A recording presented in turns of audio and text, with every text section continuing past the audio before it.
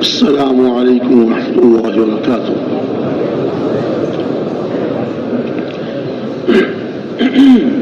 الحمد للہ نحمده ونستعینه ونستغفره ونؤمن به ونتوکل علیہ ونعوذ باللہ من شرور انفسنا ومن سیئات اعمالنا ونعوذ باللہ من شرور انفسنا ومن سیئات اعمالنا من يهده الله فلا مضل له ومن يضلله فلا هادي له ونشهد أن لا إله إلا الله وحده لا شريك له ونشهد أن سيدنا ومولانا وحبيبنا محمدا عبده ورسوله أرسله بالحق بشيرا ونذيرا بين يدي الساعة وداعيا إلى الله بإذنه وسراجا منيرا صلى الله تعالى عليه وعلى آله وأصحابه وبارك وسلم تسليما كثيرا كثيرا أما بعد فأعوذ بالله من الشيطان الرجيم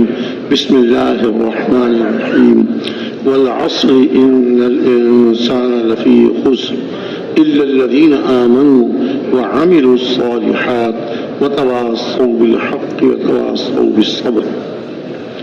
قال عز وجل قل هذه سبيلي أدعو إلى الله على بصيرة أنا ومن اتبعني وسبحان الله وما أنا من المشركين. وقال عز وجل ومن أحسن قولا ممن دعا إلى الله وعمل صالحا وقال إنني من المسلمين. صدق الله العظيم. فقال عليه الصلاة والسلام بلغوا عني ولو آية. فقال فليبلغ الشاهد الغائب. وقال عليه الصلاة والسلام لا يؤمن أحدكم حتى يحب لأخيه ما يحب لنفسه. وقال عليه الصلاة والسلام لا يؤمن أحدكم حتى يكون هواه تبعا لما جئت به أو كما قال عليه الصلاة والسلام. میرے بھائیو، دوستو اور بزرگوں، اللہ رب العزت ساری مخلوقات کے خالق ہیں، ساری مخلوقات کو پیدا فرمانے والے ہیں۔ بڑی بڑی مخلوقات جو ہم کو نظر آ رہی ہے اور کتنی مخلوقات ایسی ہیں جو ہم کو نظر نہیں آتی، ساری مخلوقات کے پیدا کرنے والے ایک اللہ ہے۔ اللہ کے سوا کوئی پیدا کرنے والا نہیں، وہ اکیلے تنے تنا پیدا کرنے والے۔ یہ اتنے بڑے آسمانوں کو، اتنے بڑے بڑے 7 آسمانوں کو اور اتنی بڑی بڑی 7 زمینوں کو پیدا کرنے والے ایک اللہ ہے۔ اور یہ بڑے بڑے سمندر جو بعض جگہ پر میلوں گہرے ہیں، کئی کئی میل گہرے ہیں، یہ سارے سمندروں کو پیدا کرنے والے اللہ ہے۔ اس کے اندر پانی اور اس کے اندر مچھلیاں اور نہ معلوم کون کون سی مخلوقات اللہ نے پانی کے اندر پیدا فرمائی ہوئی۔ خشکی میں، جنگلوں میں، پہاڑوں میں اور ہر جگہ جتنی مخلوقات نظر آتی ہے ہم کو یا نظر نہیں آتی، سب کے پیدا کرنے والے ایک اللہ ہے۔ اپنی قدرت سے پیدا فرمایا اور ساری مخلوقات کو اللہ رب العزت اپنی قدرت سے چلا رہے ہیں۔ جیسے اللہ چاہتے ہیں ویسے ہوتا ہے اور جیسے اللہ نہیں چاہتے ویسے نہیں ہوتا۔ سو تو نہیں رہے آپ بھائی، سو تو نہیں رہے، تو گردن نیچے جھکائی ہوئی آپ نے، نہیں آ رہی تو سو جاؤ۔ ایک بیان شروع بھی نہیں ہوا آپ سونا شروع کر دیا۔ بیٹھے بالکل سامنے ہو اور اندازہ آپ کا سونے کا ہے، ایسا نہیں کرنا چاہیے، جاگ کر سننا چاہیے۔ اللہ رب العزت ہر چیز کے خالق بھی ہیں، ہر چیز کے مالک بھی ہیں، ہر چیز پہ اللہ کا حکم چلتا ہے، ہر چیز پہ، ہر مخلوق پہ اللہ کا حکم چلتا ہے۔ جو اللہ چاہتے ہیں وہ ہوتا ہے اور جو اللہ نہیں چاہتے وہ نہیں ہوتا۔ الا لہ الخلق والامر، اللہ ہی کے لیے پیدا کرنا اور اللہ ہی کے لیے حکم دینا اور اس کو چلانا۔ تبارک اللہ رب العالمین، برکت والے اللہ ہیں جو رب العالمین سارے جہانوں کے رب ہیں، سارے جہانوں کے ایک جہان نہیں ہے، پتہ نہیں کتنے جہان ہیں، کتنے جہان ہیں، انسانوں کا جہان ہے، فرشتوں کی جہان ہے، جانوروں کے جہان ہے، سب کے رب ایک اللہ ہے، اور سب پہ اللہ کا حکم چلتا ہے۔ اور کتنی عجیب بات ہے، جتنی مخلوقات ہے ان سب کو پیدا کرنے والے بھی اللہ ہے اور ان سب کو روزی بھی اللہ دے رہے ہیں۔ اللہ اکبر، کتنی بڑی بڑی مخلوق، ہاتھی جیسے جانور، جنگل ہاتھی سے بھرے ہوئے ہیں، ہاتھیوں سے جنگل بھرے ہوئے ہیں، شیروں سے اور جنگلی جانوروں سے جنگل بھرے ہوئے ہیں، اور اسی طرح خشکی میں، اسی طرح پانی میں، ہر مخلوق کو روزی اللہ دے رہے ہیں، ہر مخلوق کو، چھوٹی سے چھوٹی مخلوق، یہ ننھے منھے کیڑے، ان کو بھی اللہ روزی دے رہے ہیں، اور بڑی بڑی مچھلیاں، ان کو بھی روزی اللہ دے رہے ہیں۔ اللہ اکبر، اللہ اکبر، اللہ کتنی قدرت والے ہیں۔ کوئی جانور، کوئی پرندہ، کوئی درندہ شام کو بھوکا نہیں سوتا،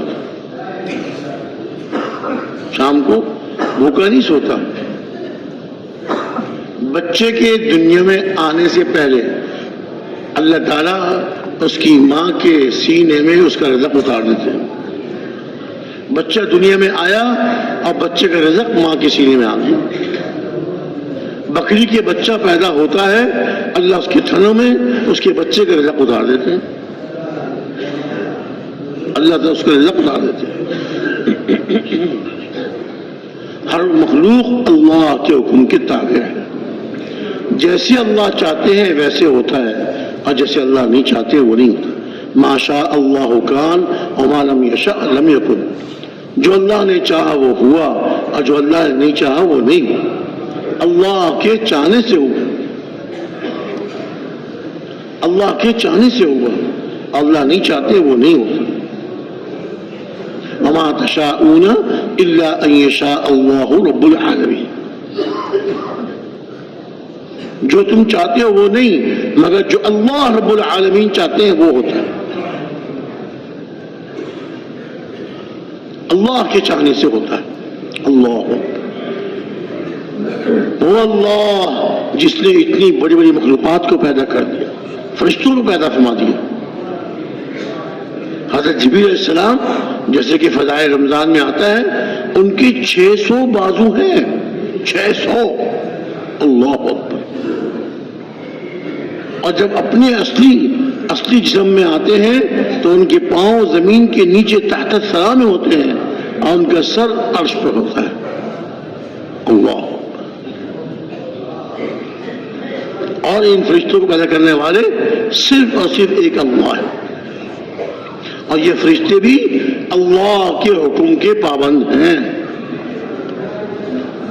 جیسے اللہ ان کو حکم دیتے ہیں ویسے ہی چلتے ہیں، زمین پر اتر نہیں سکتے جب تک کہ اللہ کا حکم نہ ہو، زمین پر اتر نہیں سکتے جب تک کہ اللہ کا حکم نہ ہو۔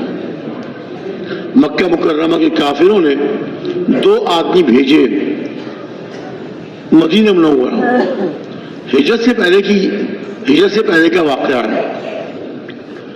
مکہ مکرمہ کے کافر اپنے آپ کو مشرک بے دین سمجھتے تھے، ہمارا کوئی دین نہیں ہے، ہمارا کوئی مذہب نہیں ہے، اور یہ یہودی اور یہ نصارہ ان کے پاس آسمانی کتاب ہے، ان کے پاس آسمانی علم ہے، ان کو اپنے سے اچھا سمجھتے تھے، اپنے سے اونچا سمجھتے تھے، لیکن ہمارے پیارے نبی صلی اللہ علیہ وسلم کی بات نہیں مانتے تھے، ان کو نبی نہیں مانتے تھے۔ آپ ارشاد فرماتے تھے کہ میں اللہ کا نبی ہوں، مجھے تم سب کی طرف بھیجا گیا ہے، لیکن ان کا انکار کرتے تھے۔ نعوذ باللہ، ان کو جھوٹا کہتے تھے، ان کو جھوٹا کہتے تھے، اور ان کو काहिन, जादूगर, दीवाने, नाऊज़ु बिल्लाह से मना, क्या क्या बातें कहते थे उनको। हुजूर सब कुछ बर्दाश्त करते थे और फिर दावत दिए चले जाते थे। एक मतलब 2 आदमियों को भेजा मदीना मुनव्वरा। उस वक्त मदीना मुनव्वरा का नाम यथरिब था, यहूदी वहाँ आबाद थे। तो उनसे कहा कि देखो ये हमारे यहाँ जो एक आदमी है जाहिर हो गए हैं तो हम में से ही, कुरैश में से हैं, बचपन से उनको हम देखते आ रहे हैं। अब उन्होंने नबूवत कह दी, नबूवत का दावा कर दिया कि मैं अल्लाह का नबी हूँ। तो कोई ऐसी बात बताओ जो हम इनसे पूछें और ये हमको जवाब न दे सके। यहूदियों ने आसमानी किताबों को देखकर उनसे कहा कि भाई ये दरवाजा बंद कर दीजिए, 2 दरवाजे बंद कर दीजिए। उन्होंने आसमानी किताबों को देखकर कहा कि 3 चीजें उनसे पूछो, 3 सवाल करो उनसे। अगर वो तीनों का जवाब दे दें तो भी नबी नहीं है। बड़ा सख्त इम्तिहान था। और अगर सबका जवाब दे दें तो भी नबी नहीं है। तीनों में से एक का भी जवाब न दें तो भी नबी नहीं है, और सबका जवाब दे दें तो भी नबी नहीं है।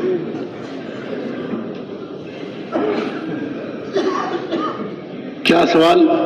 पहला सवाल तो उनसे रूह के बारे में पूछो कि रूह क्या चीज है। रूह इंसान के, जानवर के जिस्म में अल्लाह ताला रूह डाल देते हैं। बच्चा माँ के पेट में होता है, 4 महीने में उसका जिस्म मुकम्मल हो जाता है।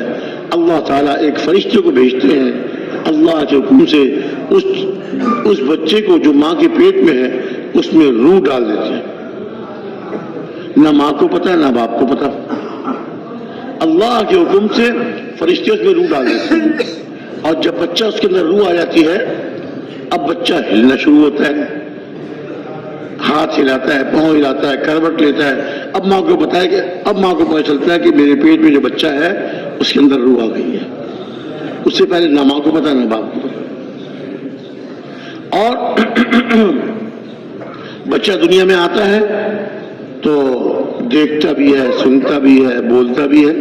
बड़े होकर ये जो बोल रहा है, सुन रहा है, देख रहा है, चल रहा है, पकड़ रहा है, ये सारे काम जो कर रहा है जब तक इसके अंदर रूह है, जब तक इसके अंदर रूह है, ये देख भी रहा है, सुन भी रहा है, बोल भी रहा है, चल भी रहा है, हाथों से पकड़ भी रहा है। ये सारे काम अंदर रूह होने, जब तक रूह अंदर है सारे काम कर रहा है। और जब रूह, अल्लाह के हुक्म से रूह निकल जाती है, आंखें होती है देखता नहीं, कान होते हैं सुनता नहीं, जबान होती है बोलता नहीं, पाँव होते चलता नहीं, हाथ होते पकड़ता नहीं। भाई क्या हो गया? भाई वो रूह निकल गई। जैसे रूह आते हुए नजर नहीं आती, माँ के पेट में फरिश्ते रूह डाल देते हैं, किसी को नजर नहीं आती, ऐसी जिस्म से रूह निकलती भी किसी को नजर नहीं आती। वो फरिश्ते जो रूह निकालने आते हैं, सिर्फ जिसकी रूह निकालनी होती है उसको नजर आ रहे होते हैं। आसपास बैठे उसके रिश्तेदार, उसके दोस्त, उसके यार, किसी को नजर नहीं आता। और रूह ही सब कुछ। जिस्म तो मिट्टी से बना है, जिस्म तो माँ के पेट में बना है, अल्लाह रब्बुल इज्जत ने अपनी कुदरत से बनाया, 3 अंधेरियों के अंदर बनाया। दुनिया में कोई चीज बनाने वाला हो तो तेज रोशनी बनाता है। कारखानों में कपड़ा बनाने की मशीनें लगी होती हैं, धागों की गिट्टियां लगी होती हैं, उनसे धागे आते हैं और मशीन उनको धागों कपड़ा बनाती है। तो वहां मशीनों के ऊपर तेज बल्ब लगाए हुए होते हैं। कपड़ा बनाते बनाते अचानक धागा टूट जाता है, किसी एक गिट्टी का धागा टूट जाता है। अब तो ऐसी मशीनें आ गई, खुदकार मशीनें, धागा टूटता है, मशीन रुक जाती है। अब वो जो निगरानी के लिए जो आदमी खड़ा होता है, भागता हुआ आता है, ये मशीन क्यों रुक गई? अच्छा, कौन सा धागा टूटा है? دیکھتے ہیں ایک دھاگا ٹوٹا نظر آتا ہے، اس دھاگے کو جوڑ دیتا ہے، مشین چلاتا ہے، پھر چل پڑتی ہے مشین، اور وہاں پر تیز بلب لگے ہوئے ہیں تاکہ دھاگے نظر آئیں، کون سا دھاگا ٹوٹا ہے اس کو جوڑ دیں۔ کپڑے بنانے کی مشینوں کے اوپر تیز روشنی، درزی رمضان کے مہینے میں کپڑوں پہ کپڑے سیتے ہیں، لوگ عید کے لیے کپڑے سلواتے ہیں تو جہاں وہ کپڑے سیتے ہیں اس کے اوپر تیز بلب لگاتے ہیں۔ جوتے بنانے والے موچی یا کارخانوں میں بنانے والے وہاں تیز روشنی، ہر کام کرنے والا اپنے کام کرنے کی جگہ تیز روشنی کا انتظام کرتے ہیں۔ اور اللہ رب العزت انسان کو جو اشرف المخلوقات ہے، ساری مخلوقات میں سب سے زیادہ عزت والی مخلوق ہے، اور خلاصہ کائنات ہے، کائنات کا خلاصہ ہے، کائنات کی ہر چیز اس کا نمونہ اس کے جسم کے اندر موجود ہے۔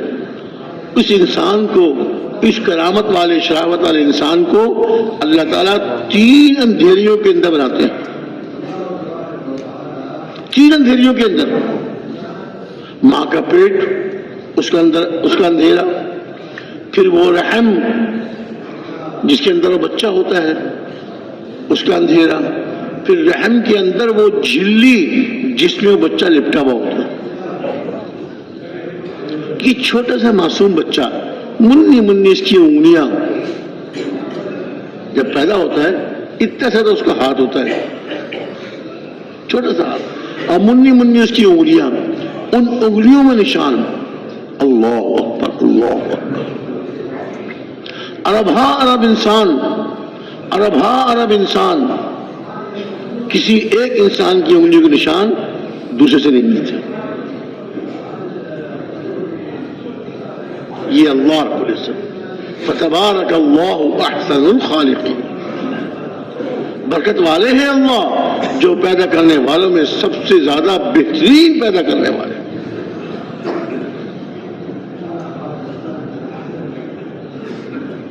اور پھر 3 اندھیریوں کے اندر پیدا فرمایا، اور کس چیز سے پیدا فرمایا؟ ایک گندے قطرے سے۔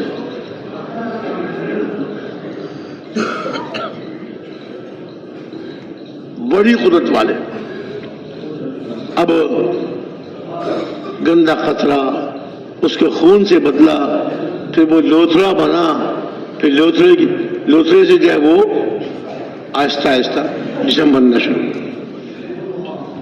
تو اللہ رب العزت اس انسان کو پیدا فرماتے ہیں اور اس کے جو ہے فرشتوں کو بھیج کر اس کی زندگی لکھوا دیتے ہیں، دنیا میں کتنا رہے گا، دنیا میں جا کر یہ سعید اور نیک بخت بنے گا یا شقی اور بدبخت بنے گا، اس کی عمر لکھوا دیتے ہیں۔ کوئی بچہ دنیا میں چند گھنٹے زندہ رہتا ہے، کوئی چند دن زندہ رہتا ہے، اور کسی کو اللہ لمبی عمر دے دیتے ہیں، 50 سال 60 سال، اس سے زیادہ یا اس سے کم۔ عرض میں یہ کر رہا تھا، اللہ رب العزت جیسے پیدا فرمانے والے ہیں، اللہ رب العزت ایسی ہر مخلوق کو چلا بھی رہے، ہر مخلوق کا اللہ کو علم ہے،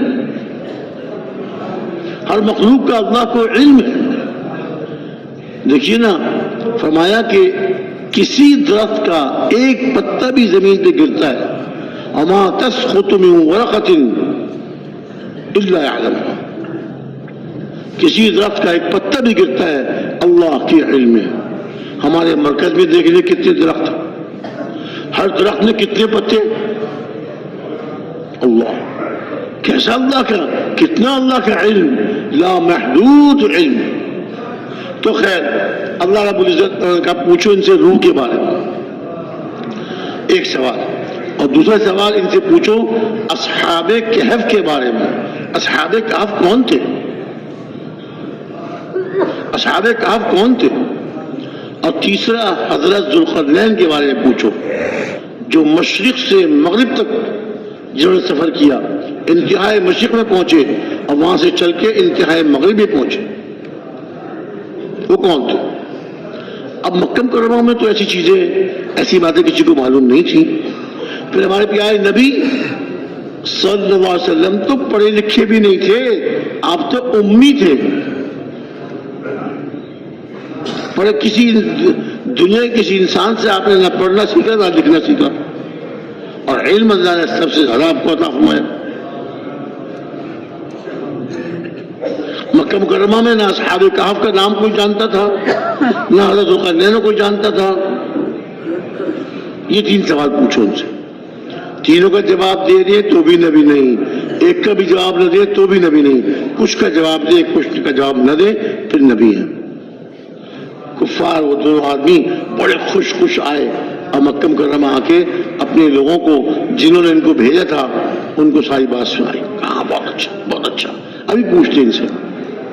تو کوئی ایک جماعت بنائی، وہ پہنچے حضور اکرم صلی اللہ علیہ وسلم کے پاس اور ان سے پوچھا اے محمد صلی اللہ علیہ وسلم، ہم آپ سے 3 باتیں پوچھتے ہیں، ان کا جواب دیجیے آپ.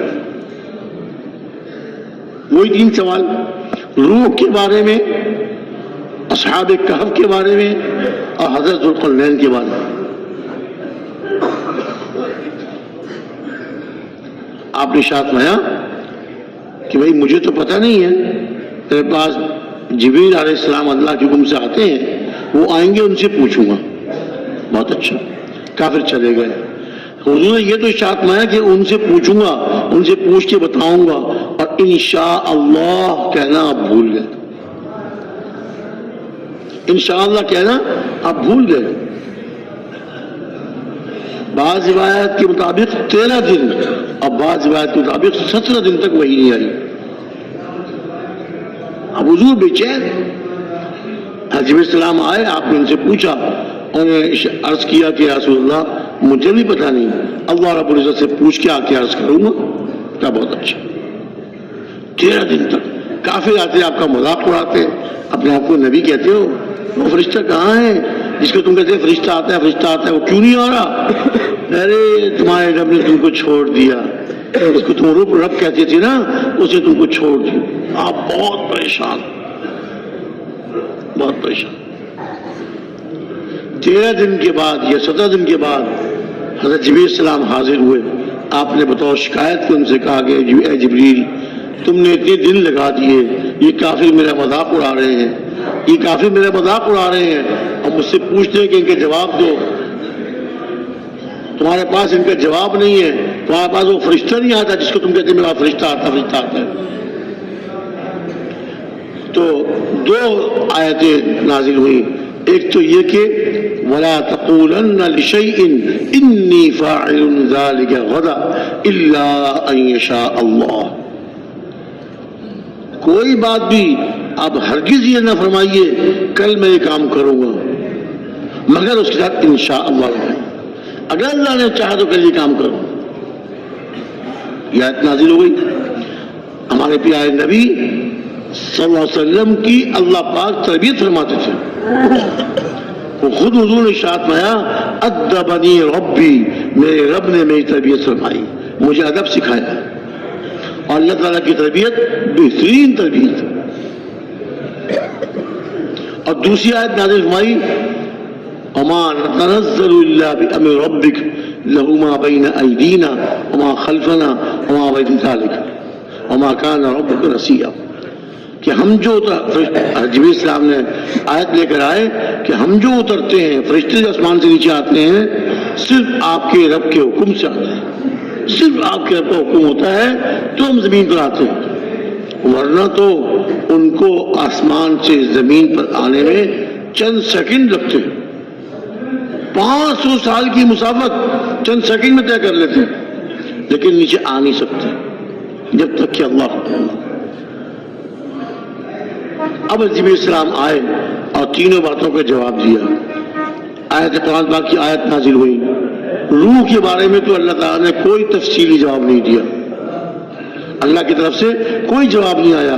اور اتنا فرمایا وَيَسْأَلُونَكَ عَنِ الرُّوحِ قُلِ الرُّوحُ مِنْ أَمْرِ رَبِّي وَمَا أُوتِيتُم مِّنَ الْعِلْمِ إِلَّا قَلِيلًا. یہ کافر لوگ آپ سے آ کے روح کے بارے میں پوچھتے ہیں. آپ یہ کہہ دیجئے کہ روح تو میرے رب کا حکم ہے، روح میرے رب کا حکم، بس کوئی تفصیل نہیں، کوئی تفصیل نہیں، روح تو میرے رب کا حکم ہے۔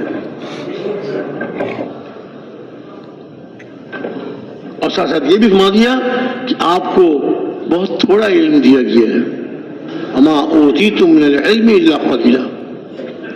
اور اصحاب کہف کے بارے میں اتنی تفصیل سے سورہ کہف نازل فرمائی اور اس میں ان کا واقعہ اتنی تفصیل سے اللہ تعالیٰ نے بیان فرمایا، اور اس کے بعد پھر سورت کے آخر میں حضرت ذوالقرنین کا واقعہ وہ بھی کافی تفصیل سے بیان فرمایا۔ تو جو یہودیوں نے کہا تھا کہ اگر تینوں باتوں کا جواب دے دیں تو بھی نبی نہیں ہے، اور ایک کا بھی جواب نہ دے تو بھی نبی نہیں ہے، اب یہاں کچھ کا جواب دے کچھ کا نہ دے پھر نبی ہے۔ اب وہی ہوا، روح کے بارے میں کوئی تفصیلی جواب نہیں آیا، اور اصحاب کہف کے بارے میں اور حضرت ذوالقرنین کے بارے میں اللہ تعالیٰ نے تفصیل سے نازل فرمایا کہ اصحاب کہف وہ غار والے، کہف کہتے ہیں غار کو، وہ غار والے چند نوجوان تھے جو ایماندار تھے، جو ایماندار تھے، مومن تھے، اللہ پر ایمان لائے ہوئے تھے، اللہ کے حکموں کو پورا کرتے تھے، اللہ کے حکموں پر چلتے تھے، اور ان کا بادشاہ وہ ظالم بادشاہ تھا، ایمان والوں پہ ظلم کرتا تھا اور ان کو مجبور کرتا تھا کہ مجھ کو رب مانو، کافر بادشاہ تھا۔ ان نوجوانوں نے، اچھا یہ کوئی اکٹھے ہو کر نہیں نکلے تھے، ایک اپنے گھر سے نکلا اپنے ایمان کی حفاظت کے لیے، چلو گھر سے نکلو، بھاگو یہاں سے، کہیں چھپ جاؤ، ورنہ جس طرح اور لوگوں پہ ظلم کر کے سختیاں کر کے ان کو ایمان سے ہٹا رہا ہے، کہیں میرا ایمان بھی مجھ کو مجبور کر دے چھوڑنے پر۔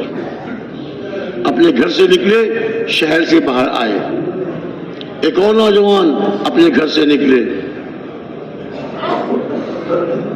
باہر آئے، دونوں کی ملاقات ہوئی، آپس میں سلام دعا خیر خیریت، مقصد پوچھا، اور نے کہا اپنے ایمان بچانے کے لیے نکلا ہوں، تو میں بھی اسی مقصد کے لیے نکلا ہوں۔ اس طرح ایک ایک کر کے یہ جماعت بن گئی، 5 تھے 6 تھے، اللہ کو معلوم ہے کتنے تھے، وہ سارے وہاں جمع ہو گئے۔ اب انہوں نے کہا چلو چپ کیسے چلو، کہیں چھپ جائیں ہم، ہمارا بادشاہ تو بہت سخت ہے، ظالم ہے، ہم کو ایمان چھوڑنے مجبور کرے گا۔ اپنے ایمان کی حفاظت کے لیے اپنے گھروں کو چھوڑا، اپنے وطن کو چھوڑا۔ ایمان بہت قیمتی چیز ہے، اور ایمان کا بنانا بہت ضروری، ایمان بنانے کی محنت کرنا انتہائی ضروری، جس کی طرف آج ہماری توجہ نہیں ہے۔ ہم پیدا ہوتے ہی ماں کی گود میں ایمان مل گیا، ہمیں اس کی قدر نہیں۔ قدر ان لوگوں سے پوچھئے جو بیچارے غیر مسلم تھے، جن کو ایمان نصیب نہیں تھا، اور اللہ نے ان کو ہدایت دی کہ ایمان لے آئے۔ ایسے پکے ایمان والے اور ایسے مضبوط اعمال والے وہ غیر مسلم جو اسلام لاتے ہیں، دین پر پکے ہوتے ہیں، ایک ایک سنت پہ عمل کرنے والے، اپنے بچوں کو ایک ایک سنت سکھانے والے۔ یہ اپنے ایمان کو بچانے کے لیے نکلے، چلتے چلتے ان کو غار نظر آیا، پہاڑ میں غار نظر آیا، آپس میں مشورہ کیا، کہنے لگے ہم اس غار کے اندر چھپ جاتے ہیں، اس غار کے اندر چھپ جاتے ہیں، کچھ دن تک ہمیں تلاش کرے گا بادشاہ، تلاش کروائے گا، پھر اس کے بعد بادشاہ چھوڑ دے گا ہم کو، ہم یہاں چھپے رہیں گے، جب ہماری تلاش ختم ہو جائے گی تو پھر ہم غار سے نکل کر کہیں محفوظ مقام پہ ہم چلے جائیں گے۔ جب یہ بستی سے نکلے، ان کا ایک کتا بھی ان کے ساتھ ہو لیا، کتا بھی ان کے ساتھ ہو لیا۔ جب یہ غار کے اندر گئے تو کتے کا یہ ہوتا ہے کہ وہ گھر کے باہر دروازے پر اپنے 2 پاؤں یوں کھڑے کر کے اور 2 پاؤں بچھا کے اسے بیٹھ جاتا ہے، وہ دروازے کے پاس اس طرح بیٹھ گیا۔ اللہ تعالیٰ نے ان پر نیند طاری کر دی، 309 سال تک سوتے رہے۔ اللہ کی قدرت، جو اللہ جگا کر کھلا پلا کے زندہ رکھتے ہیں، وہ اللہ سلا کر بغیر کھلائے پلائے زندہ رکھنے پہ قادر ہے. ان کی قدرت، ان کا حکم. نہ تو ان کو بھوک لگی 309 سال کے دوران، سوتے رہے. اب میں کہ سورج بھی جو نکلتا تھا تو ان سے ہٹ کر چلتا تھا تاکہ ان کو دھوپ نہ لگے، دھوپ کی گرمی سے کہیں اٹھ نہ جائے. کتا بھی سو رہا ہے. وہ مشہور ہے نا کہ اصحاب کہف جو نیک لوگ تھے ایمان والے، ان کے ساتھ کتا بھی چل پڑا تو کتا بھی اللہ کے یہاں مقبول ہو گیا. حالانکہ کتا ناپاک جانور ہے، کپڑے کو زبان لگا دے، منہ لگا دے، کپڑا ناپاک. کسی پانی میں منہ ڈال دے، پانی ناپاک. لیکن نیک لوگوں کے ساتھ، ایمان والوں کے ساتھ چل پڑا تو وہ بھی اللہ نے اس کو جو ہے قبول فرما لیا. کہتے ہیں دنیا کی کچھ چیزیں جو جنت میں جائیں گی ان میں سے ایک اصحاب کہف کتا بھی ہے. اللہ تعالیٰ اس کو انسان بنا کر جنت میں پہنچائیں گے. حضرت موسیٰ علیہ السلام کا عصا اللہ اس کو جنت میں پہنچائیں گے. چند چیزیں زمین کی. خیر، تو 309 سال تک سوتے رہے. زمین پہ کوئی جسم ہو تو مٹی جسم کھاتی ہے. کیڑے مکوڑے گوشت کھا جاتے ہیں، چیل کوے گوشت نوچ لیتے ہیں. لیکن یہاں تو نہ کوئی چیل کوا گوشت نوچ رہا ہے، نہ کوئی کیڑے ان کی گوشت کو کھا رہے ہیں، نہ مٹی کھا رہی ہے. کیوں؟ اس لیے کہ اللہ نے حکم دیا ان کے جسم کی حفاظت کا. غار کے اندر سو رہے ہیں، 309 سال تک سوتے رہے. بھوک کا احساس ہوا نہ پینے، نہ پیاس کا احساس ہوا، نہ پانی پی رہے نہ کھانا کھا رہے. زندہ ہے. جو اللہ کھلا پلا کے زندہ رکھتے ہیں وہ قادر ہے بغیر کھلائے پلائے 300 سال تک زندہ رکھا. اب 309 سال کے بعد آنکھ کھلی ان کی. اب تو سوتے رہ گئے. کتنا سوئے ہم؟ ایک دن سوئے ہوں گے. صبح سوئے تھے شام کو اٹھ گئے، شام کو سوئے تھے صبح اٹھ گئے. اب ایک کو پیسے دیے، بھوک لگ رہی ہے. 300 سال تک بھوک نہیں لگی، اور جب اٹھ گئے اب بھوک لگ رہی ہے ان کو کہ بازار جاؤ، کھانا لے کر آؤ، یہ پیسے لے جاؤ. اور دیکھنا چپکے چپکے جانا، اور بازار میں جس سے سودا خریدو، کھانا خریدو، اس سے نرمی سے بات کرنا. کہیں بازار والوں کو ہمارا پتہ نہ چل جائے کہ ہم یہاں ہیں.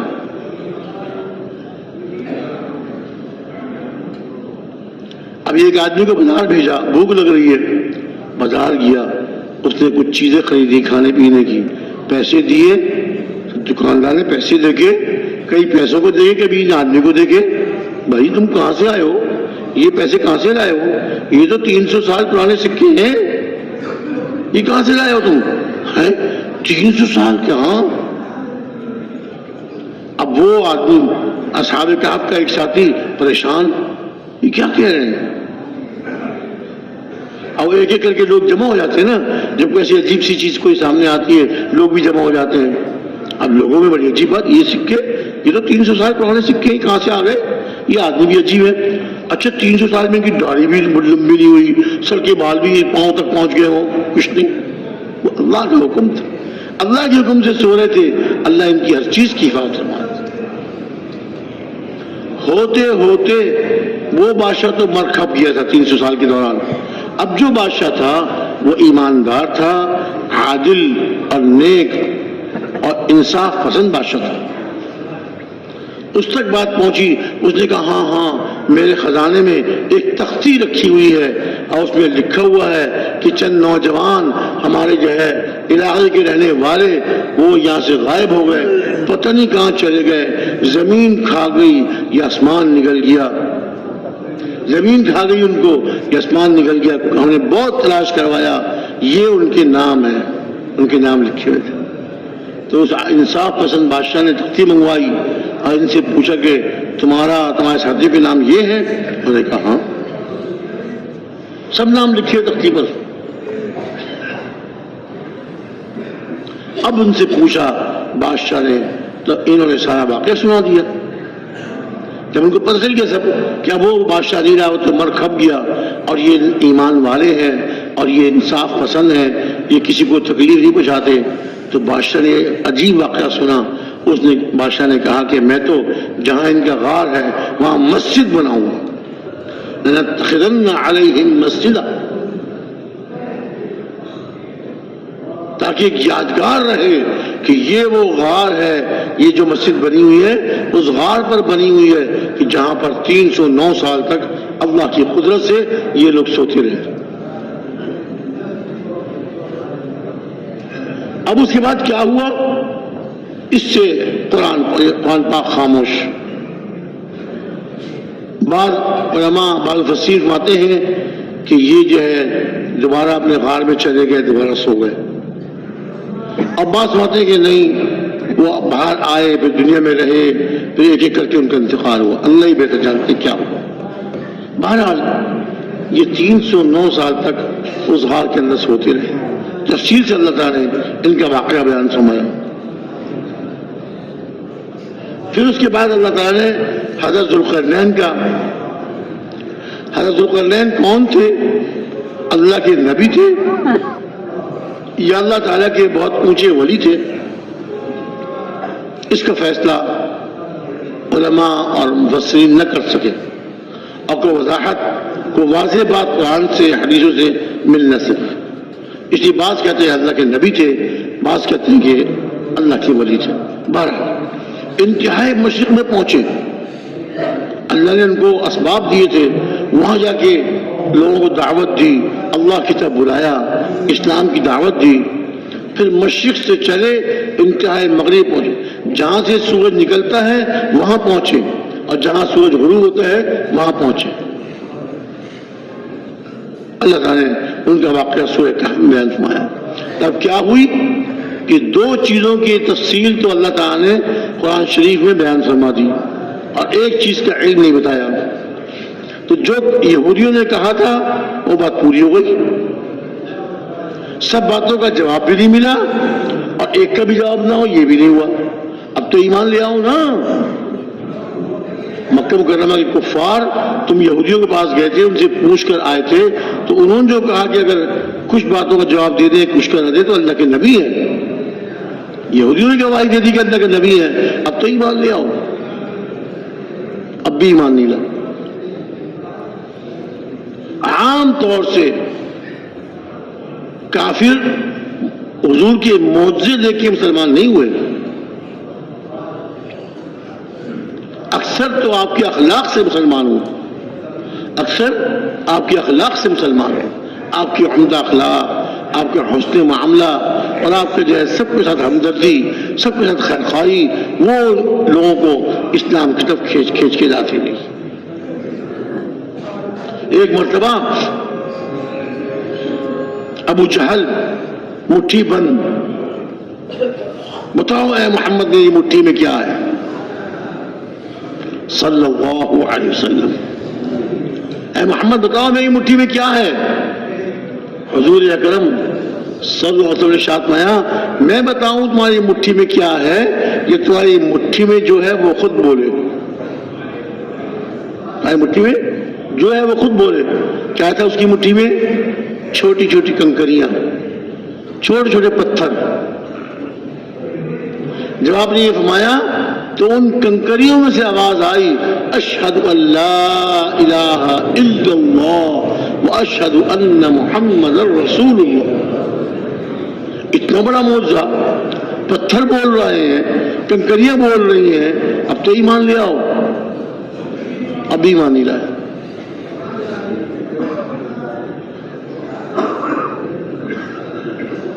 مکہ مکرمہ میں شق القمر، چاند کے دو ٹکڑے ہونے کا معجزہ اللہ نے دکھایا۔ کافر تھے، رات کا وقت تھا، آپ سے کچھ باتیں کی، آپ نے جو ہے چاند کی طرف انگلی کی اشارہ کیا، چاند کے دو ٹکڑے ہو گئے، ایک پہاڑ کے اس طرف چلا گیا، ایک پہاڑ کے اس طرف چلا گیا۔ مکہ مکرمہ کے کفار اپنی آنکھوں سے دیکھ رہے ہیں۔ کچھ وقت گزرنے کے بعد دونوں ٹکڑے دونوں طرف سے آئے اور پھر جڑ گئے، پھر چاند آسمان پہ آ گیا۔ اتنا بڑا معجزہ آپ نے دیکھ لیا کہ زمین پہ کھڑے کھڑے آپ نے اللہ تعالیٰ کی قدرت سے، اللہ کے حکم سے چاند کے دو ٹکڑے ہو گئے، اب بھی ایمان نہیں لائے۔ بڑے بڑے معجزے آپ کے دیکھے، بڑے بڑے معجزے دیکھے۔ ایک آدمی کو آپ نے دعوت دی، اللہ کی طرف بلایا، اللہ کی طرف بلایا، اللہ سب کچھ کرتے ہیں، اللہ کے ہاتھ میں سب کچھ ہے، ایمان یقین کی بات کی۔ ایک آدمی تھا، اس نے کہا کہ آپ نے جو بات کی ہے آپ کے پاس اس کا کوئی گواہ ہے؟ وہ یہ سمجھا تھا کافر کہ یہاں تو میں اور یہ ہم دو ہی ہیں، میں ان سے گواہ مانگوں گا، گواہ تو لا نہیں سکیں گے، تو پھر میں ان کی بات قبول نہیں کروں گا، گواہ تو آپ لا نہیں سکے، اتنی بڑی آپ کو بات کر رہے ہیں، اس میں کوئی گواہ نہیں ہے۔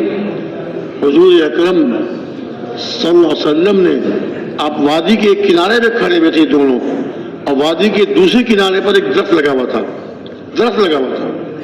آپ نے اس درخت کو اشارہ کر کے بلایا، یہاں آؤ۔ درخت زمین کو چیرتا ہوا آ گیا، درخت چلتا ہوا آ گیا۔ درخت کہیں زمین میں ہلتا ہے؟ کہیں درخت ہلتا ہے، کہیں درخت چلتا ہے؟ اتنا بڑا معجزہ۔ اور جب وہ درخت آپ کے سامنے آ کے کھڑا ہو گیا، آپ نے اس سے پوچھا تم میرے بارے میں کیا کہتے ہو؟ تم میرے بارے میں کیا کہتے ہو؟ درخت میں سے آواز آئی، اشہد ان لا الہ الا اللہ واشہد ان محمد رسول اللہ۔ آپ ارشاد میں کہ جاؤ واپس اپنی جگہ چلے جاؤ۔ تو درخت جس طرح زمین کو چیرتا ہوا آیا تھا، اسی طرح زمین کو چیرتا واپس چلا گیا، اور جہاں پہلے کھڑا ہوا تھا وہیں جا کے کھڑا ہو گیا۔ تو کافروں نے آپ کے بڑے بڑے معجزے دیکھے، لیکن پھر بھی ایمان نہیں لائے، ایمان نہیں لائے۔ اللہ تعالیٰ نے ہمارے پیارے نبی صلی اللہ علیہ وسلم کو وہ سب کچھ دیا جو پچھلے انبیاء علیہ السلام کو دیا تھا، اور اس سے زیادہ دیا۔ حضرت سلیمان علیہ السلام اگر جانوروں کی زبان سمجھ جاتے تھے، جانوروں سے بات کر لیتے تھے، ہمارے پیارے نبی صلی اللہ علیہ وسلم بھی جانوروں کی بات سمجھ جاتے تھے اور جانوروں سے بات کر لیا کرتے تھے۔ ایک دفعہ بازار تشریف لے گئے، بازار، تو وہاں ایک اونٹ کھڑا ہوا تھا، اس کے مالک نے اسے گھٹنا باندھ کر بازار میں کھڑا کر دیا تھا۔ جو اور جانور ہیں، بکری ہے، گائے ہے، بھینس ہے، ان کی تو گلے میں رسی ڈال کر اس کو باندھتے، اونٹ کو ایسے نہیں کرتے۔ اونٹ کا جو اگلا بایاں پاؤں ہوتا ہے، اس کو اونٹ کو بٹھا کر اس کا گھٹنا باندھ دیتے ہیں، بایاں اگلا بایاں گھٹنا۔ اب اونٹ کہیں جاتا نہیں، اچھل اچھل کے ایک دو قدم ادھر چلا گیا یا ادھر چلا گیا بس۔ تو مالک اس کو روکنے کا طریقہ یہ ہوتا ہے، تو مالک نے اس کو گھٹنا باندھ دیا، اب بازار میں چھوڑ دیا، اپنے کام کاج کے لیے چلا گیا۔ وہ اونٹ حضور کو دیکھ کر اپنی زبان میں کچھ بولا، ہاں وہ اونٹ ہمارے پیارے نبی صلی اللہ علیہ وسلم کو دیکھ کر کچھ بولا۔ حضور اس کے پاس گئے، اس کی گردن تھپتھپائی، پیار سے شفقت سے اس کی گردن تھپتھپائی۔ پھر آپ نے بازار میں پوچھنا شروع کیا، بھئی اس اونٹ کا مالک کون ہے، اس اونٹ کا مالک کون ہے؟ ایک صحابی حاضر ہوئے، عرض کیا کہ رسول اللہ یہ اونٹ میرا ہے۔ ارشاد فرمایا اس اونٹ نے مجھ سے شکایت کی ہے کہ میرا مالک مجھ سے کام زیادہ لیتا ہے اور کھانے کو کم دیتا ہے۔ حضور اس اونٹ کی زبان سمجھ گئے۔ حضرت سلیمان علیہ السلام اگر ہدہد کی زبان سمجھ گئے اور اس کو جواب دیا، اس کے ذریعے خط بھیجا ملکہ بلقیس کو، اور یہ ہدہد ذریعہ بن گیا ملکہ بلقیس اور اس پوری قوم کی ہدایت کا۔ اللہ تعالیٰ نے اس کا ہدہد کا واقعہ قرآن پاک میں بیان کیا۔ ہمارے پیارے نبی بھی اونٹ کی زبان سمجھ گئے۔ ایک دفعہ بھیڑیے جمع ہو کر آئے، جنگل کے بھیڑیے، حضور تشریف فرما تھے، آپ کے سامنے صحابہ بیٹھے ہوئے تھے، اور بہت سے بھیڑیے آئے، آپ کے قریب تھوڑا فاصلے بیٹھ گئے اور کو اپنی زبانیں بولتی رہے۔ حضور نے ارشاد فرمایا صحابہ سے، بھئی یہ بھیڑیے مجھ سے کہہ رہے ہیں کہ اللہ تعالیٰ نے ہمارا رزق بکریوں میں رکھا ہے۔ جب مسلمان دین پر چلتے ہیں، اللہ کے حکموں کو پورا کرتے ہیں اور پیارے نبی صلی اللہ علیہ وسلم کے طریقوں پہ چلتے ہیں، اللہ کی رحمتیں، اللہ تعالیٰ سے برکتیں اور اللہ کی مددیں اپنی آنکھوں سے دیکھتے ہیں۔ اور پھر اللہ تعالیٰ انسان تو انسان، جانوروں کے دلوں میں ان کی ہمدردی اور خیرخواہی ڈال دیتے ہیں۔ بھیڑیے کہہ رہے ہیں کہ ہمارا رزق اللہ نے بکریوں میں رکھا ہے، ہم داؤ مارتے ہیں اور صحابہ کی کوئی بکری اٹھا کے لے جاتے ہیں، چیرتے پھاڑتے ہیں، کھا جاتے ہیں۔ آپ اپنے صحابہ سے ارشاد فرما دیجئے کہ ہمارا حصہ مقرر کر دیں۔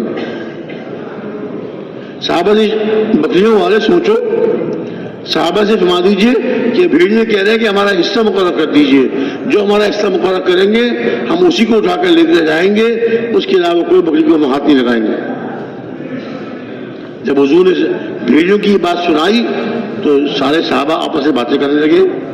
بھائی بکری کے بچہ پیدا ہوتا ہے، ہم اس کو کھلاتے ہیں، پلاتے ہیں، پالتے ہیں، پوستے ہیں، باہر چرانے کے لیے لے جاتے ہیں، بچہ بڑا ہو رہا ہے، اب اس سے بڑی محبت ہو گئی ہم نے اس کو پالا، بڑی محبت ہو گئی۔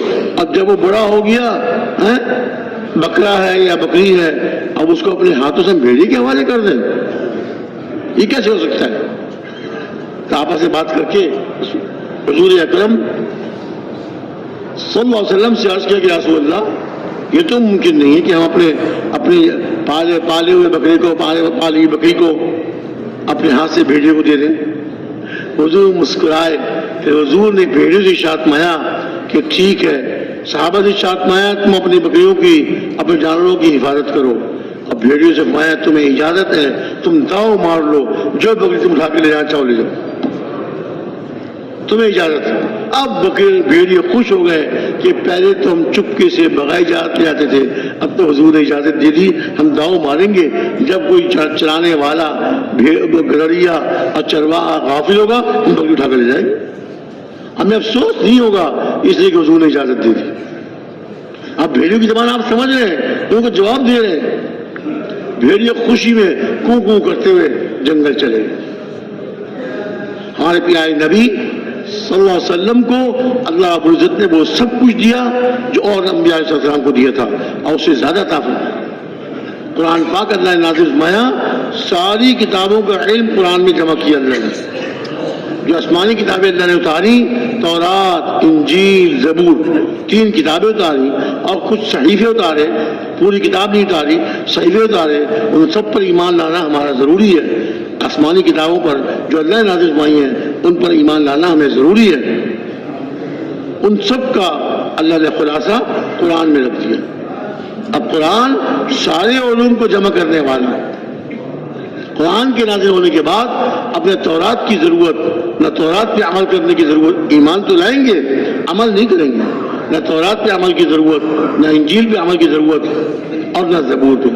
ایک مرتبہ حضرت عمر رضی اللہ تعالیٰ عنہ ہاتھ میں کچھ اوراق تھے، کچھ کاغذ تھے، اس کو پڑھتے پڑھتے حضور کی خدمت میں آئے، سلام پیش کیا حضور کو، حضور نے جواب دیا۔ اب حضرت عمر پڑھنے میں لگے ہوئے تھے، کچھ اوراق تھے، کاغذ تھے، پڑھ رہے تھے، سلام حضور کو کیا، حضور نے جواب دیا، پڑھنے میں مشغول تھے۔ حضور نے پوچھا اے عمر یہ کیا ہے؟ اے عمر یہ کاغذ کیسے ہیں، یہ کیا ہے؟ حضرت عمر نے عرض کیا کہ اے اللہ کے رسول یہ کچھ تورات کے اوراق ہیں۔ آسمانی کتاب تورات کے کچھ اوراق ہیں، اس میں بڑی نصیحت کی باتیں ہیں، بڑی اچھی اچھی باتیں ہیں، میں ان کو پڑھ رہا تھا۔ یہ کہہ کے وہ پڑھنے میں لگے رہے۔ حضرت ابوبکر صدیق رضی اللہ تعالیٰ عنہ نے ارشاد فرمایا اے عمر تیری ماں تجھ کو گم کرے، یہ ایک ہلکی سی بد دعا ہے، تیری ماں تجھ کو گم کرے، یعنی کیا مطلب تو مر جا۔ حضور کے چہرے کو نہیں دیکھ رہا۔ اب حضرت عمر چونکے اور حضور کے چہرے کو دیکھا، جب حضور کو غصہ آتا تھا آپ کا چہرہ غصے میں سرخ ہو جاتا تھا، ہر آدمی پہچان لیتا آپ کو غصہ آ رہا ہے۔ تو کہا کہ اے عمر تجھ کو تیری ماں گم کرے، حضور کے چہرے کو نہیں دیکھ رہا۔ اب جو حضور کے چہرے کو دیکھا تو ڈر گئے، اوہو، فوراً 2 زانوں بیٹھ گئے حضور کے سامنے اور کہا رضیت باللہ ربا، رضیت باللہ ربا وبالاسلام دینا وبسیدنا محمد صلی اللہ علیہ وسلم رسول نبی۔ اللہ کو رب مان کر میں راضی ہوں، میں اس پر خوش ہوں، میرے رب اللہ ہے، اور اسلام کو اپنا دین، اپنا مذہب میں نے بنا لیا، اور پیارے نبی حضرت محمد صلی اللہ علیہ وسلم کو رسول اور نبی مان کر میں راضی ہوں۔ جب یہ کہا تو حضور کا غصہ کچھ کم ہوا، اور پھر حضور نے شاد مایا جس کا حکم اس طرح سے ہے، اے عمر اگر اس وقت حضرت موسیٰ علیہ السلام بھی زندہ ہوتے، جو اللہ کے نبی جن پہ اللہ نے اپنی کتاب اتاری اور بڑے موضوع والے اگر حضرت موسیٰ علیہ السلام بھی اس وقت زندہ ہوتے، ان کو بھی میری اتباع کے بغیر چارہ نہیں، لما وسعہ الا اتباعی، لما وسعہ الا اتباعی، میرے اتباع کے بغیر، میرے پیچھے چلے بغیر کچھ چارہ نہیں ہوگا۔ اب اللہ تعالیٰ نے اپنی آخری کتاب اتار دی، اپنا دین اتار دیا، جو اس پر چلے گا وہ تو کامیاب ہوگا، اور جو اس سے ایک بال کے برابر بھی ادھر ادھر ہوگا وہ ناکام ہوگا۔ پچھلی کتابیں منسوخ، پچھلے مذاہب ختم، اب اسلام مذہب ہے۔ ان الدین عند اللہ الاسلام، یقیناً دین اور مذہب تو اللہ کے نزدیک اسلام ہے۔ ومن یبتغی غیر الاسلام دینا فلن یقبل منہ، اور جو اسلام کے علاوہ کسی اور کو اپنا مذہب بنائے گا، اسلام کو چھوڑ کر کسی اور کو مذہب بنائے گا، ہرگز اس سے قبول نہیں کیا جائے گا۔ اب کامیابی کا ایک ہی راستہ ہے، کامیابی کا دنیا اور آخرت میں کامیابی کا ایک ہی راستہ ہے، اور وہ ہے حضرت محمد صلی اللہ علیہ وسلم کے لائے ہوا دین۔ اب اس دین میں احکامات، اللہ کے احکامات، ان احکامات کو پورا کرنا سب سے بڑا حکم، اور سب سے پہلا حکم نماز کا ہے، نماز کا اہتمام۔ 5 وقت کی نماز مردوں کے لیے مسجد میں جا کے پڑھنے کا حکم، اور مستورات کے لیے گھروں میں پڑھنے کا حکم۔ ہمارے پیارے نبی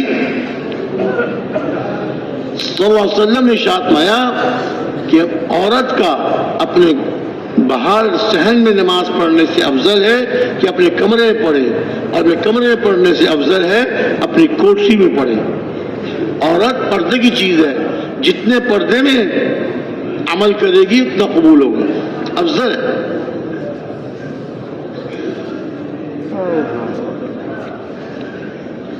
تو نماز سب سے بڑا حکم ہے۔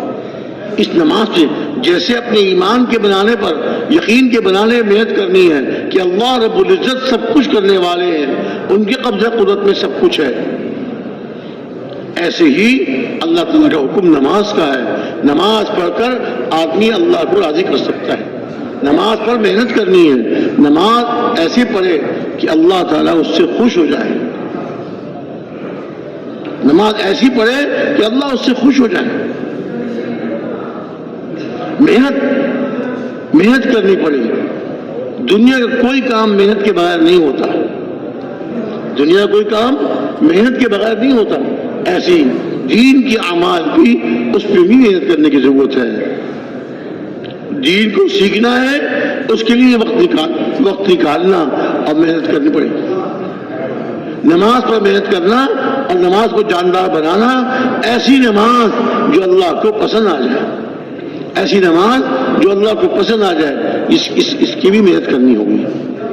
صحابہ کرام رضی اللہ تعالیٰ عنہ اجمعین نے اپنی نمازوں پر محنت کی، اپنی نمازوں کو جاندار بنایا، اپنی نمازوں کو ایسا بنا لیا، اللہ کے یہاں ایسے مقبول ہو گئے، اللہ ان سے ایسے راضی ہوئے کہ نہ 2 رکعت نماز پڑھ کے اللہ سے اپنی ضرورت پوری کروا لیتے تھے، 2 رکعت نماز پڑھ کے اللہ تعالیٰ سے اپنی ضرورت پوری کروا لیتے تھے۔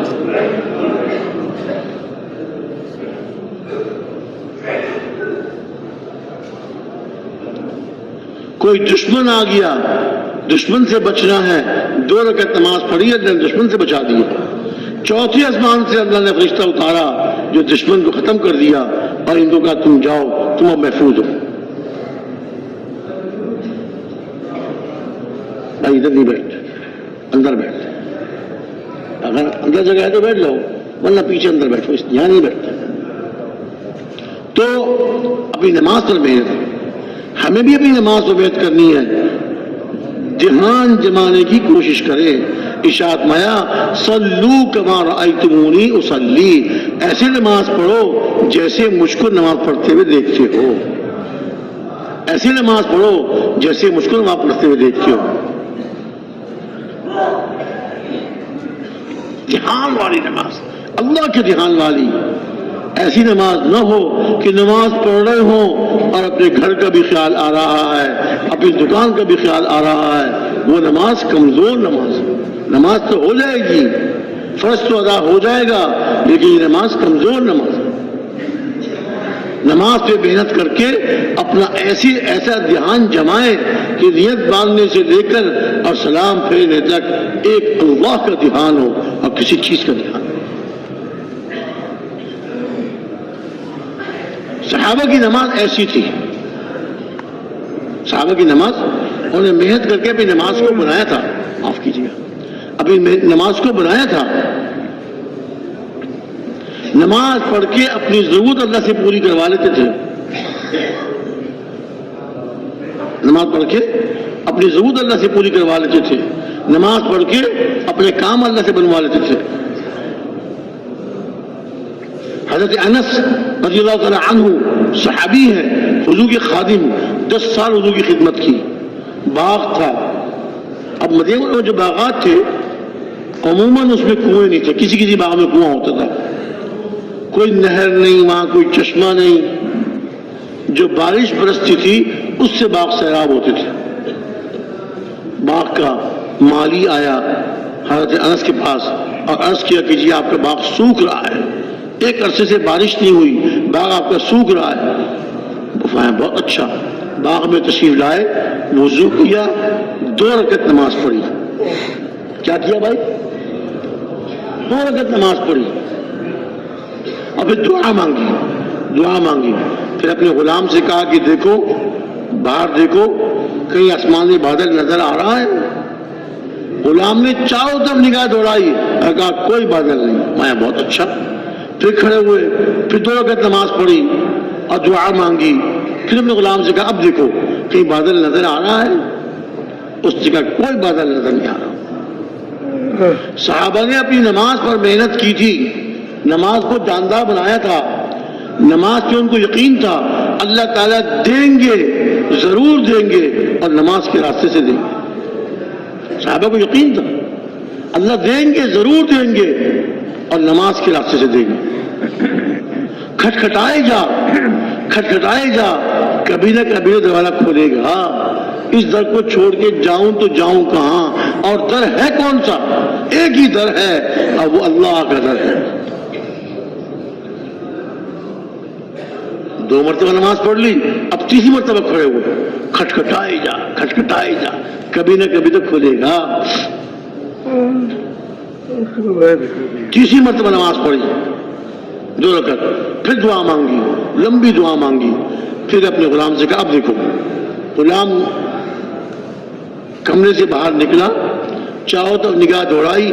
اس نے کہا کہ دور آسمان میں ایک چھوٹا سا بادل ہے. دور آسمان میں ایک چھوٹا سا بادل، پرندے کے پر کے برابر. کیا کہا؟ ایک چھوٹا سا بادل پرندے کے پر کے برابر. حضرت انس رضی اللہ عنہ نے ارشاد فرمایا بس اللہ رب العزت اسی بادل کے ذریعے ہماری مدد فرمائے. جیسا یقین تھا اللہ نے ویسے ہی کیا. حدیث میں آتا ہے انا عند ظن عبدی بی، میرا بندہ جیسا میرے ساتھ گمان رکھتا ہے، جیسا میرے ساتھ یقین رکھتا ہے، میں اس کے ساتھ ویسے معاملہ کرتا ہوں. میرا بندہ جیسا میرے ساتھ گمان اور جیسا میرے ساتھ یقین رکھتا ہے، میں اس کے ساتھ ویسے معاملہ کرتا ہوں.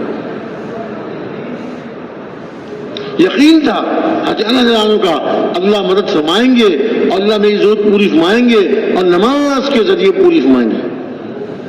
چنانچہ ایسے ہی ہوا. وہ چھوٹا سا بادل آہستہ آہستہ قریب آتا گیا اور باغ پر چھا گیا اور برسنا شروع ہو گیا. حضرت انس نے اپنا گھوڑا دیا غلام کو، جاؤ باہر جاؤ، دیکھ کر آؤ بارش کہاں تک ہو رہی ہے. غلام گیا، گھوڑے پہ سوار ہوا، بہت جلدی واپس آ گیا اور اس نے قسم کھا کے کہا جہاں جہاں تک آپ کا باغ ہے وہاں وہاں بارش ہے، جہاں باغ ختم بارش ختم. اپنے باغ کے لیے مانگا اللہ سے، اپنے باغ کے لیے مانگا، اللہ نے باغ کے لیے بارش بھیج دی، باغ کے لیے پانی بھیج دیا. یہ اللہ سے نماز پڑھ کر لینے والے تھے. آج ہم نے اپنی نماز پر محنت نہیں کی. نماز میں دنیا جہان کے خیالات آتے ہیں. ایسی نماز میں کیسے فیصلہ ہوگا؟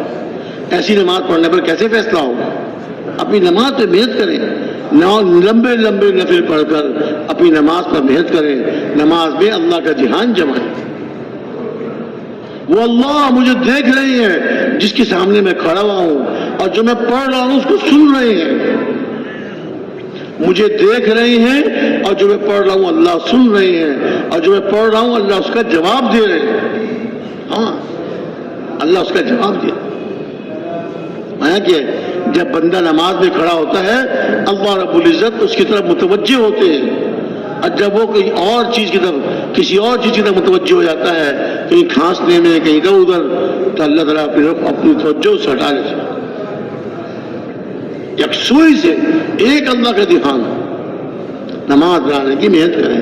نماز کے فضائل کو سوچیں. تعلیم کے حلقوں میں بیٹھ کر فضائل کو اپنے یاد کریں. اپنے ذہن میں فضائل کو دہرائیں. نماز سے پہلے فضائل کو دہرائیں تاکہ نماز پڑھنے کا شوق پیدا ہو. علماء سے پوچھ کر اپنی نماز کے وسائل کو اور نماز کو جاندار بنائیں.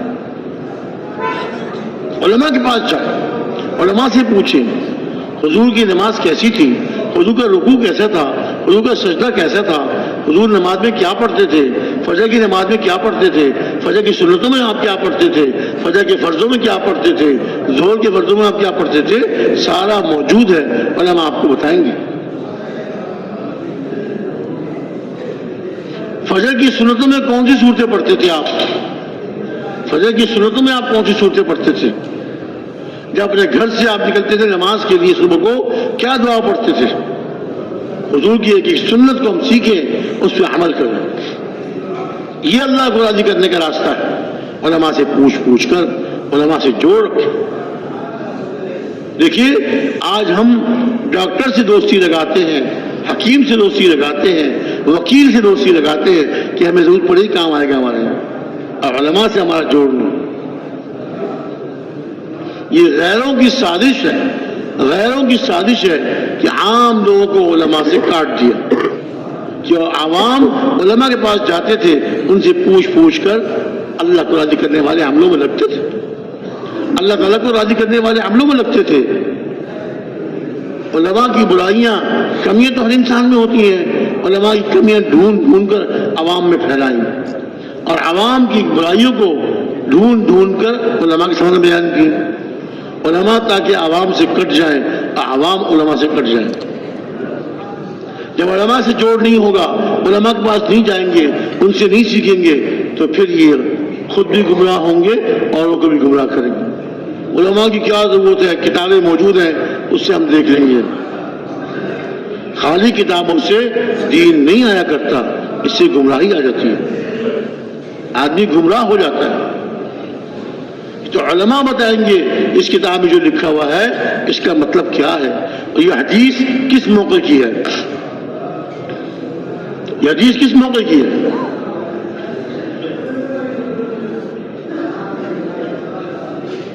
کسی صحابی صاحب ارشاد فرمایا غصہ نہ کیا کرو. ان کے اندر غصہ تھا،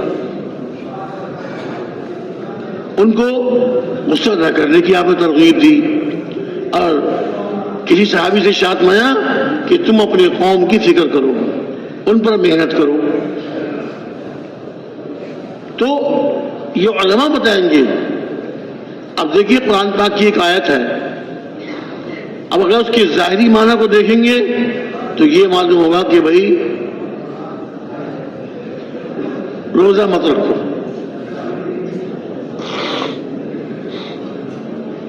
اب یہ علماء بتائیں گے اس کا مطلب کیا ہے. روزہ مت رکھو جب تم سفر میں ہو، روزہ مت رکھو جب تم بیمار ہو. اب اجازت مل گئی اللہ کی طرف سے، رخصت ہو گئی.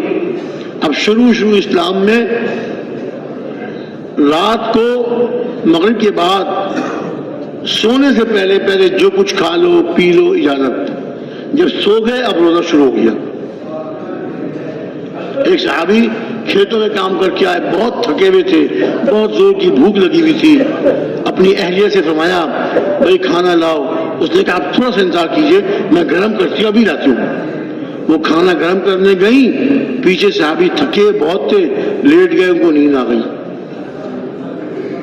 اب روزہ شروع ہو گیا، سخت بھوک لگی ہوئی تھی، دن بھر کھیت میں کام کر کے آئے تھے، باغ میں کام کر کے آئے تھے، اب وہ نیند آ گئی تو روزہ شروع ہو گیا۔ اب دن میں ان کا بھوک سے بے حال ہو گئے، نڈھال ہو گئے۔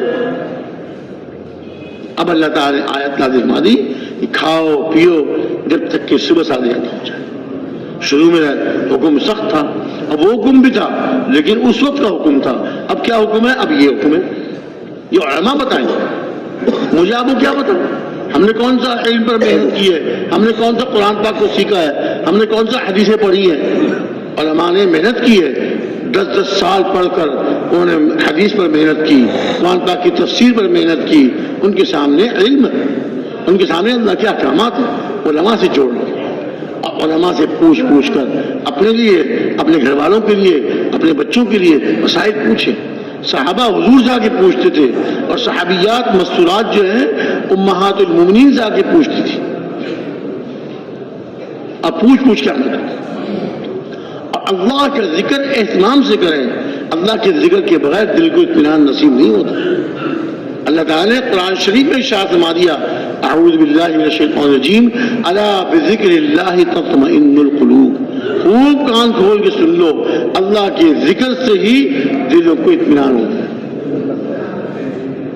اب لوگ سمجھتے ہیں پیسہ مل جائے، پیسہ زیادہ ہو جائے تو مزے آ جائیں گے، بڑا گھر بنا لوں گا، بڑے گھر میں رہوں گا، کاروبار پھیل جائے گا، میرا خوب آمدنی ہوگی اور میں سکون مل جائے گا۔ سکون نہیں ملے گا، پریشانیاں بڑھیں گی۔ مال کے زیادہ ہونے سے، دنیا کی چیزیں زیادہ کرنے سے سکون نہیں ملتا، ان میں اللہ نے سکون رکھا ہی نہیں۔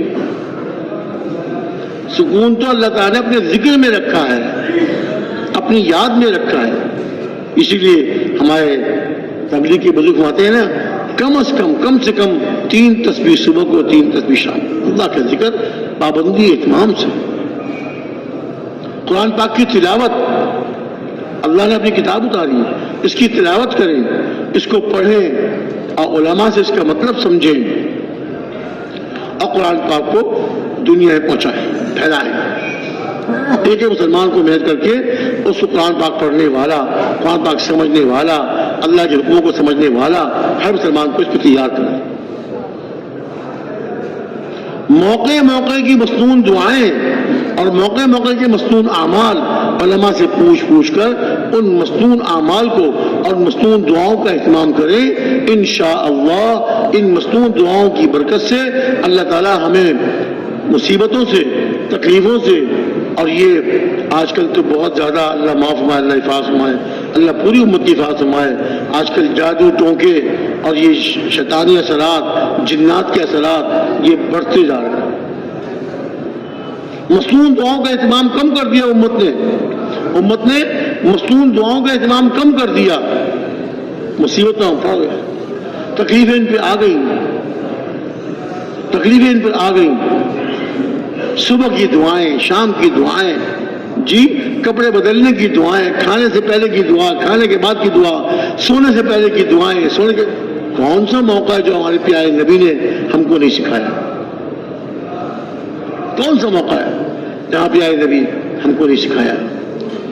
امت کو تعلیم دے کر تشریف لے گئے، امت کو ایک موقع کا حکم اور ایک موقع کی دعا سکھا کر گئے۔ کہ جو آدمی صبح کو 7 دفعہ پڑھ لے، حسبی اللہ لا الہ الا ہو علیہ توکلت وہو رب العرش العظیم، اللہ تعالیٰ اس کے دن بھر کی ضرورتوں کے ضامن ہوتے ہیں۔ اور یہ اشارت میں سچے دل سے پڑھے، چاہے جھوٹے دل سے پڑھے صحیح۔ کتنی آسان دعا، قرآن پاک کی ایک آیت کا ٹکڑا،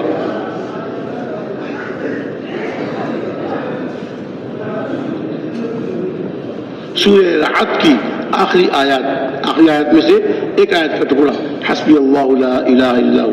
اس سے بھی آسان فرمایا کہ جو آدمی صبح کو 3 سورتیں پڑھ لے، آخری 3 سورتیں، سورہ اخلاص، سورہ فلق، سورہ ناس، تبلیغ والے سب کو یاد ہوتی ہیں، 10 صورتیں تو ہم کو یاد کر لیتے ہم، اور آخری 3 صورتیں تو ہر ایک کو یاد ہوتی ہیں.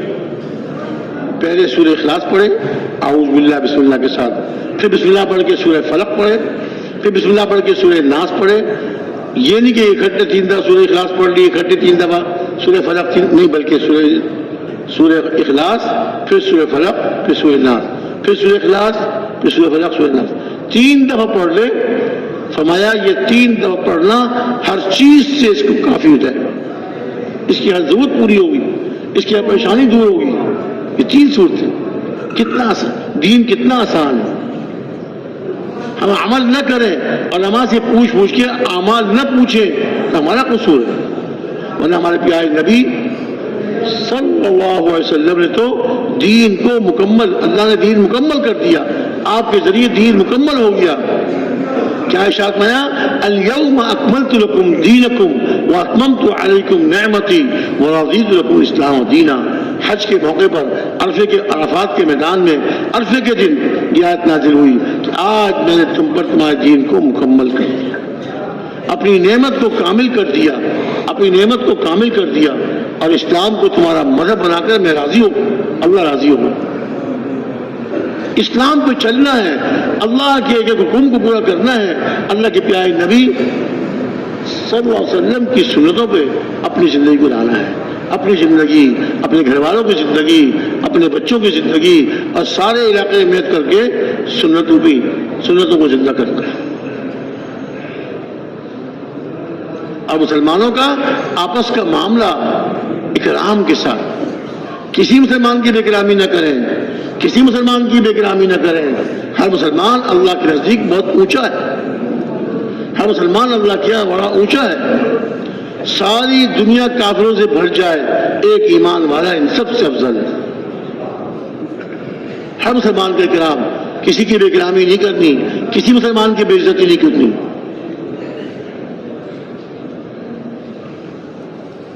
جو عمل بھی کریں اخلاص کے ساتھ، اللہ کو راضی کرنے کے جذبے سے مسلمانوں کا اکرام کریں، نماز پڑھیں، علم سیکھیں، جی اللہ کا ذکر کریں، قرآن پاک کی تلاوت کریں، اللہ کو راضی کرنے کے لیے، اللہ کو راضی کرنے کے جذبے سے. پہلے آپ سورت میں بھی سو آپ کی نیند ان کے پاس چلی گئی.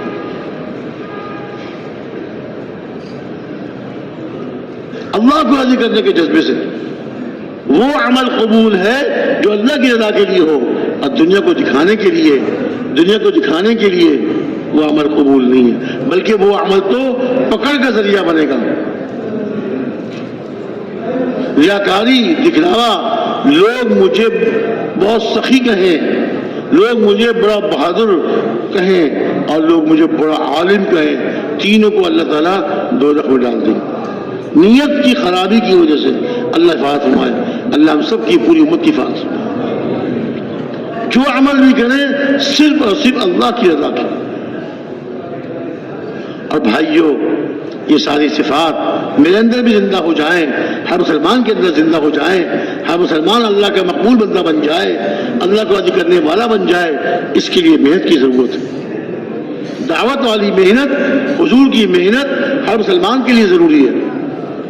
جس زبان کے بولنے والے ہیں، جس علاقے کے رہنے والے ہیں، جس ملک کے رہنے والے ہیں، سب کے لیے یہ محنت ضروری ہے. ہمارے پیارے نبی صلی اللہ علیہ وسلم آخری نبی، آپ پر نبوت کا سلسلہ ختم ہو گیا، لیکن آپ والی محنت، نبیوں والی محنت اللہ رب العزت نے اس امت کے ذمہ لگا دی. اس امت کا ہر فرد حضور والی محنت کے ذمہ دار ہے. حضور والی محنت کے ذمہ دار ہیں. اس محنت کو ہم نے کرنا ہے اور ساری زندگی کرنا ہے. یہ محنت 1 چلے کی، 3 چلے کی، 7 مہینے کی، سال نہیں تو ساری زندگی، پوری زندگی اس کام کو کرنا ہے.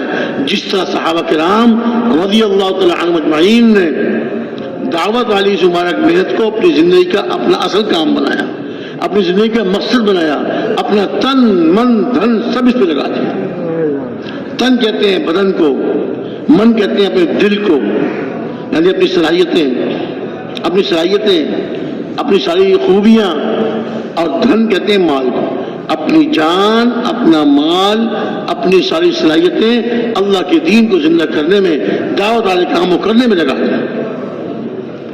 اللہ ان سے راضی ہوں گے اور اللہ تعالیٰ ان کی دنیا آخرت کے کاموں کو بنائیں گے. ان کو دنیا میں بھی عزت دیں گے، آخرت میں بھی عزت دیں گے. دنیا کی بھی کامیابیاں، آخرت کی بھی کامیابیاں اللہ نے اس کام میں رکھی. آج امت اس کام